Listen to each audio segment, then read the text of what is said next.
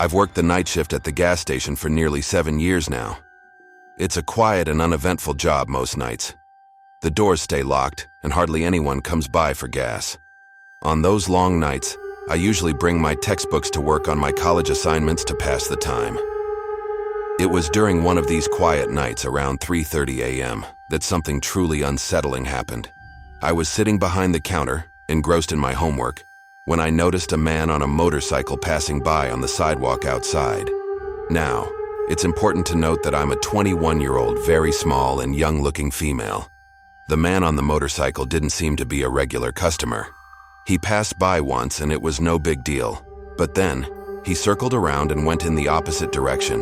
As he passed my gas station again, something about him caught my attention. His sudden jolt, and the way he looked up at me, it was as if I had somehow startled him. His face was pale and his eyes were wide, bulging almost. My heart began to race as he rode up to the window and came to a stop right in front of it. His face, though, remained expressionless, a blank stare that sent shivers down my spine.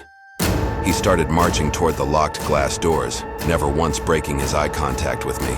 My hands trembled as I watched him, my mind racing for what to do next.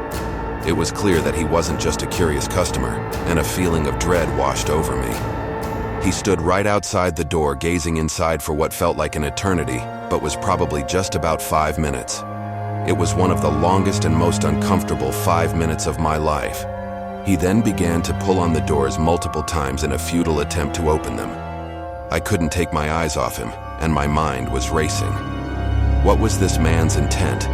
And why was he fixated on me with such a chilling, emotionless stare?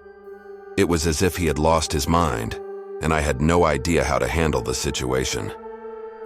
Suddenly, he did something that made my heart skip a beat. A sinister grin spread across his face, and he started to bang on the glass door with incredible force. Each thud sent shockwaves through me, and I could see him laughing through the window. His laughter was creepy and maniacal, a sound that still haunts me to this day. I couldn't stay frozen in fear any longer. I knew I had to take action. I darted toward the back of the gas station, my breath shallow and my heart pounding in my chest. I crouched behind some shelves, doing my best to stay quiet. From my hiding spot, I heard the man's laughter slowly fade away, and the banging on the door ceased. I remained hidden, my eyes fixed on the entrance, waiting for help. Those were some of the longest minutes of my life, filled with anxiety and fear. When the night quieted down, I locked the doors and finished my shift. It was undoubtedly the scariest night I had experienced in a long time. The image of that man's emotionless face and manic laughter continued to haunt my thoughts for weeks to come. I couldn't help but wonder what had driven him to behave in such a terrifying manner. It was a night I would never forget. A night that forever changed how I felt about working the night shift at the gas station.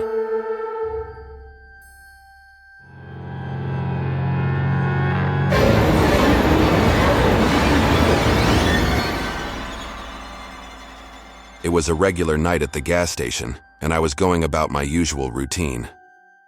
The clock was ticking towards 11 p.m., the time when most folks stopped by for gas, snacks, or the occasional late-night craving. I had seen all sorts of people come and go, but that night a guy walked in who gave me an eerie feeling I couldn't shake. He strolled up to the counter, his footsteps heavy on the worn linoleum floor. There was a strange glint in his eye, and gave me a very uncomfortable feeling. He wasn't friendly at all, just cold and distant. It was as if something dark lurked behind those eyes, something that gave me goosebumps. I forced a polite smile, took his money and handed over a pack of cigarettes. He left without a word, and I let out a sigh of relief as the door chimed closed behind him.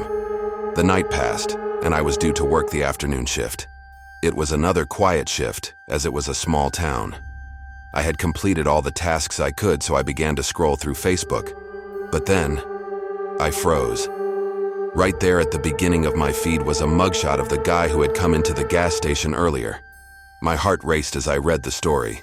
He had robbed a different gas station not too far from here, stealing money and terrorizing the poor attendant there. With that stolen cash, he had driven to my station and bought those cigarettes I'd handed him. But the horrific part was what happened next. The guy had continued down the road a few miles and brutally injured another gas station attendant. It was horrifying to imagine.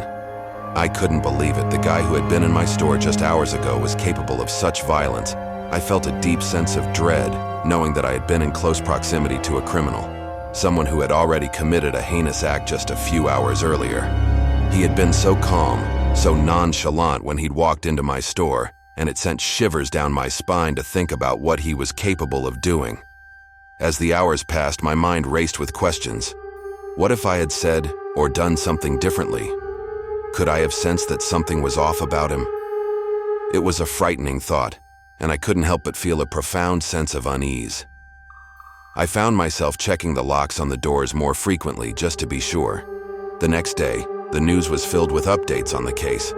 The guy had been caught by the police, thanks to the help of a brave coworker who had hidden in the back room during the attack. She had managed to call the police, and they arrived just in time to apprehend the assailant.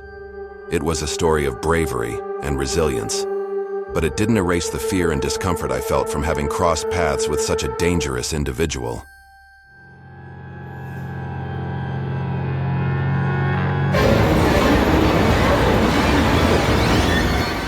One day during my day shift at the gas station, I was minding my business, front-facing products on the shelves.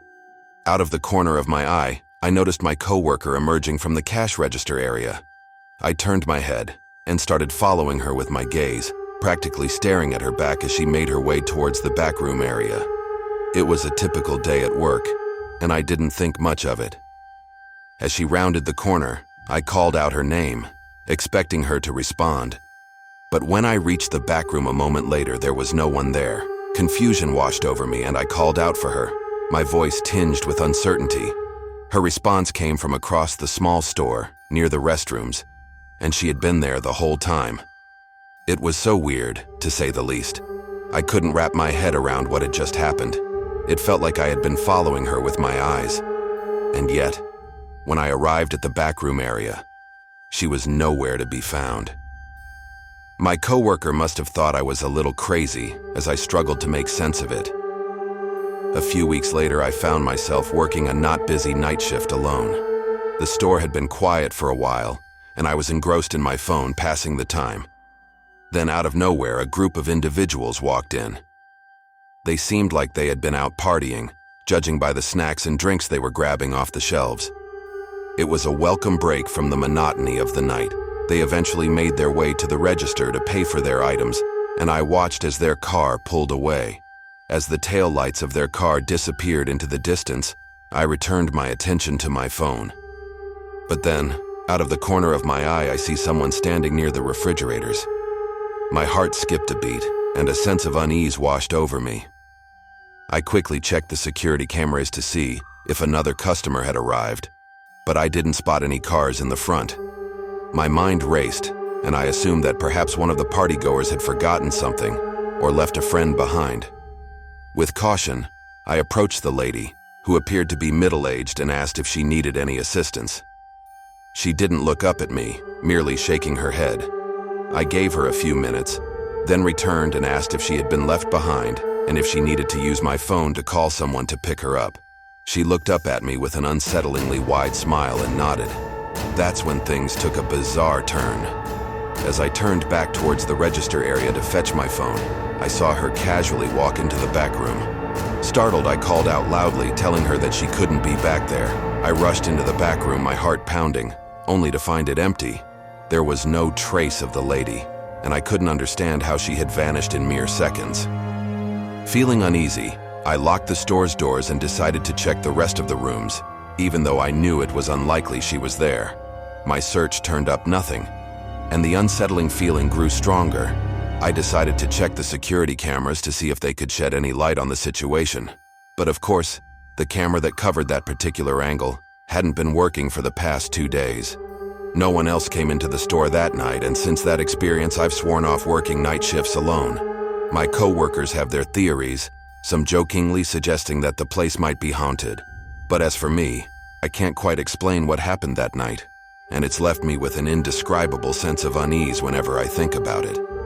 It was a bizarre and unsettling experience, one that still gives me chills to this day.